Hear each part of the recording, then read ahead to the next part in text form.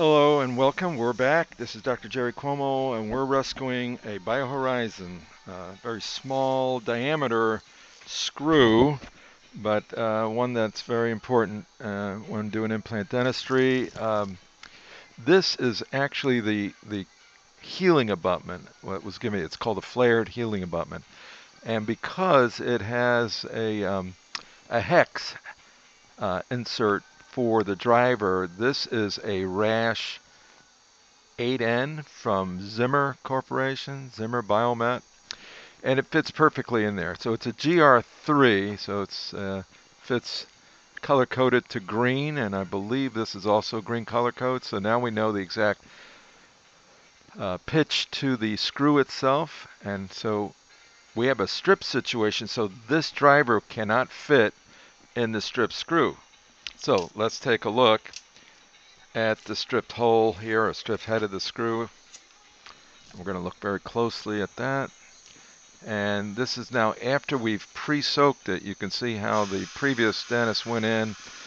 Couldn't really get a good sink on the, or seat, I want to say, on the driver itself. So we're going to look further in now.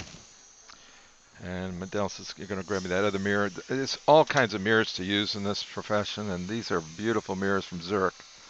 Can't beat them. The clarity is second to none. So we're going indirect. Now, what do I see?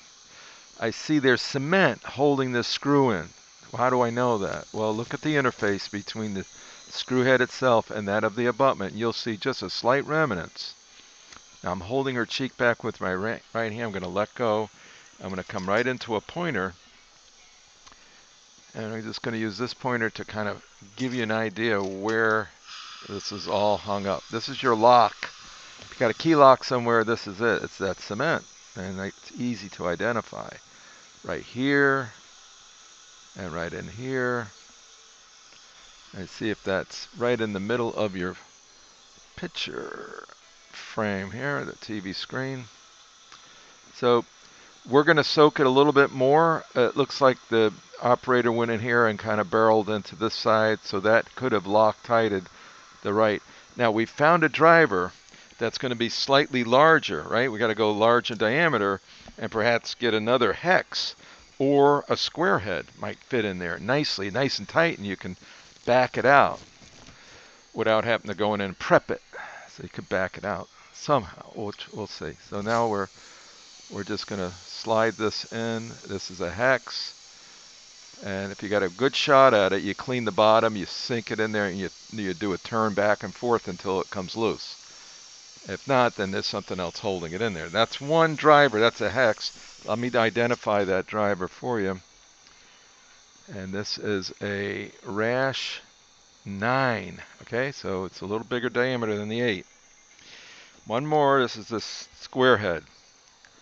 And if we can try that in just to see how tight that would be. Anything to wedge in there would be great, and then you can just turn on it and hopefully get it out. I'll walk you through the turning exercise. Nope, this one won't go, so we got to use the hex. Okay, so that limits us just to one driver right now. That's all we have, other than creating a flathead type of thing. All right, so more soaking here, being patient, how important that is. I'm just going to retract with my mirror and come right back in here and drop it in there like that. Now,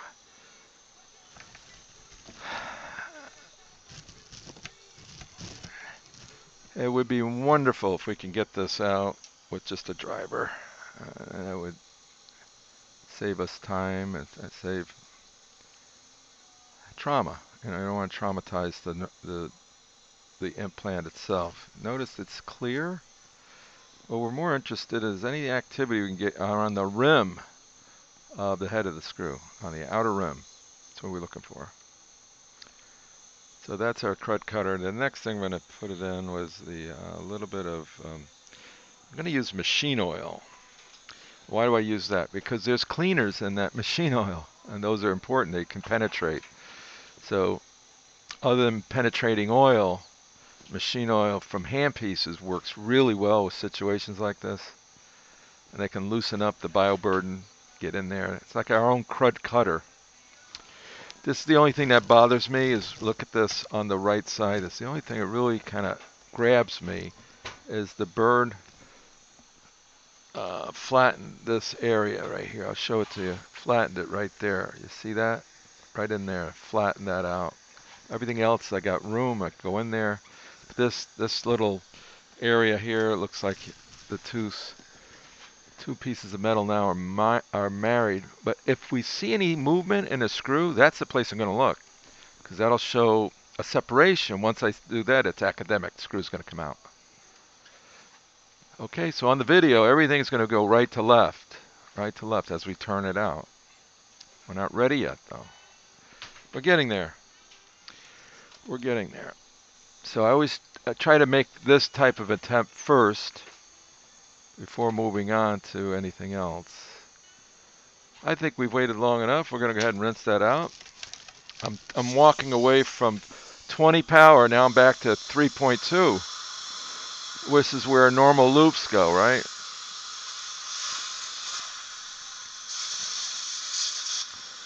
Okay. Microscopes are important for something like this. All right, so now we're going to do our attempt. Ready? Here we go. So I'm going to take the driver. I've got the right driver. It's the rash N9, rash 9, rash 9. That's in there. Click. It's in. Then we're going to take the wrench itself. It's like a socket wrench. Kind of goes in. That's righty-tighty. We're going to go lefty-loosey, right? It's all from Nobel, I believe. Yep, Nobel. Okay. So we got to use combination instruments from different companies, and now we're going to come back in. So now what I'm going to do is I'm going to retract with my finger and have the patient close a little bit.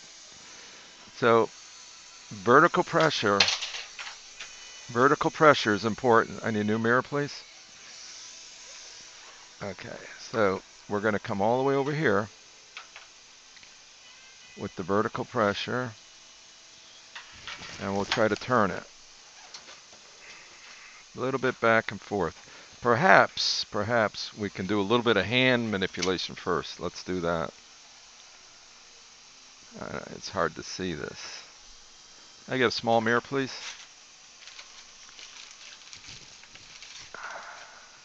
So I'm wiggling back and forth, and I'm pushing vertically. Back and forth, pushing vertically. My dental assistant's going to give me a gold instrument next.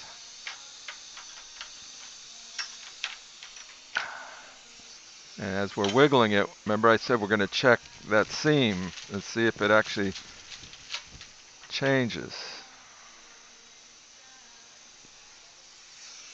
Okay.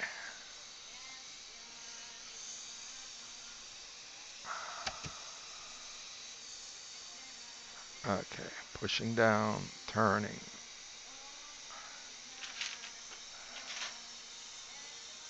Okay. All right, we're going to give it one more try.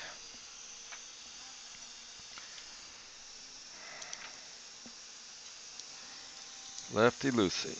Here we go.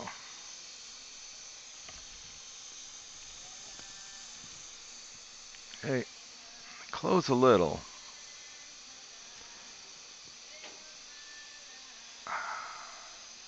Close a little. You okay? Okay, so here's her jaw. Driver's in place. I'll click him back. Okay, now I am going to go off a bit. You're not going to be able to see this, but I'm going to tighten this as much as I can vertically, and watch what I do with the wrench. This is the key right here. So I'm just going to put a little pressure like that, just like that. See if we can get it to move. All right, take a look.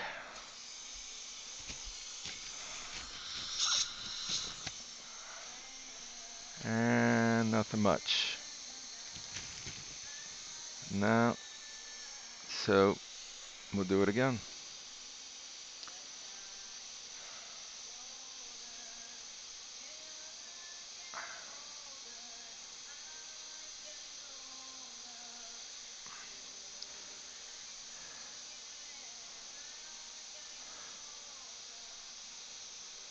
close a little?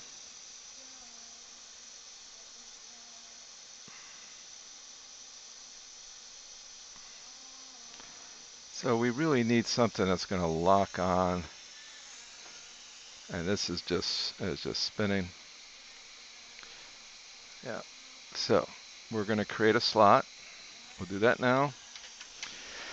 What I like to use is not a high speed, but a low speed. Why do I use low speed? Because it's much more controllable. This is a 1/4 round burr.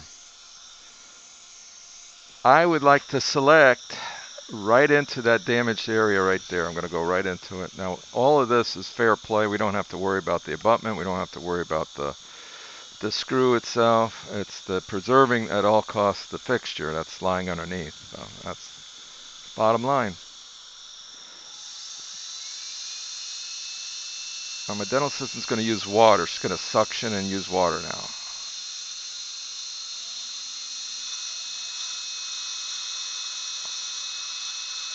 And she's going to dry occasionally.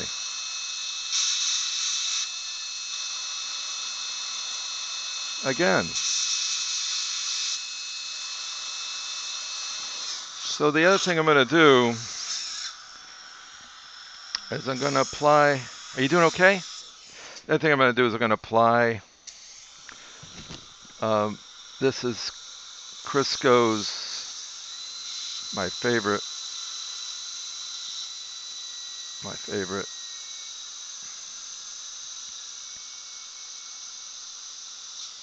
Now she can rinse that. Rinse it, yeah. Rinse it thoroughly. It's what do they call it?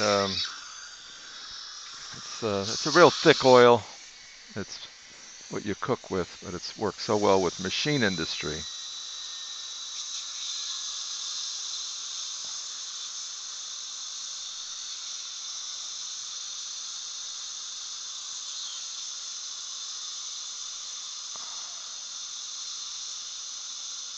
All right.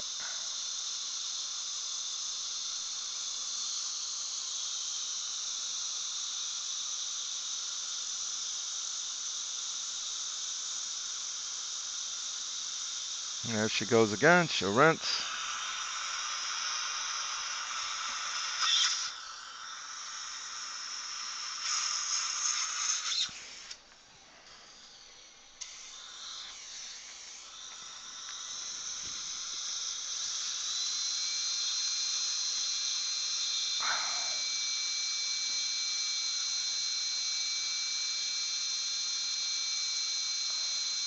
That's the slot. One slot, and I'll do the other side. So rinse again.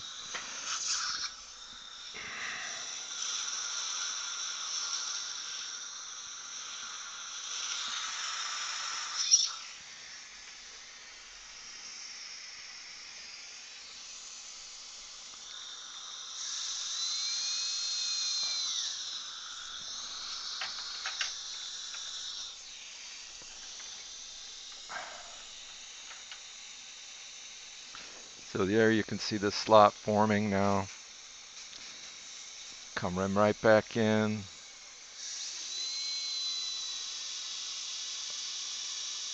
Sometimes you work on a screw head and it comes loose all of a sudden. It's like freeze up. This one's pesky. Got to get it slowly, methodically, so it doesn't have a chance to stay. Still looking for the name. It's Crisco. What's the name of that? Cooking. What do they call it? Crisco cooking something. It's like a lard. What is it? Write in. Tell me what you come up with. Anyway, we're going to do the same thing the other side. I'll come right back and we'll use the driver then. It's going to be a flathead driver. This is Dr. Jerry Cuomo. We'll pick